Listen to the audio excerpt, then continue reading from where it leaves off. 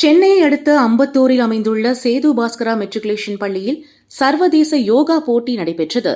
இந்த போட்டியில் இந்தியா, இலங்கை, Kuwait, Dubai, Malaysia மற்றும் சிங்கப்பூர் நாடுகளைச் சேர்ந்த 150க்கும் மேற்பட்டவர்கள் கலந்து கொண்டனர். போட்டியில் துர்வாசனம், வஜ்ராசனம், மச்சாசனம், ஓம்காராசனம், தனுராசனம் உட்பட 25 வகையான ஆசனங்கள் செய்து காண்பிக்கப்பட்டன.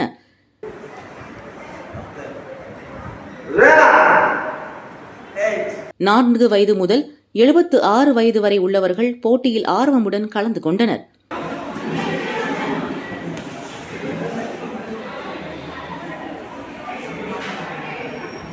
சாம்பியன் ஆஃப் சாம்பியன் கோப்பையை ஆவடியைச் சேர்ந்த நிதிஷ் என்ற மாணவன் வென்றான். இதன் மூலம் அவன் இலவசமாக மலேசியா சென்றும் வரும் வாய்ப்பு பெற்றான்.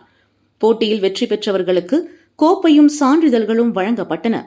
இந்த போட்டியில் கலந்து கொண்ட 76 வயது முதியவர் சோலை என்பவர் உட்காட் ஆசனம், பத்மாசனம், நாவகாசனம், சலபாசனம் உட்பட பல்வேறு ஆசனங்களை செய்து காண்பித்து பார்வையாளர்களை வியப்பில் ஆழ்த்தினார்.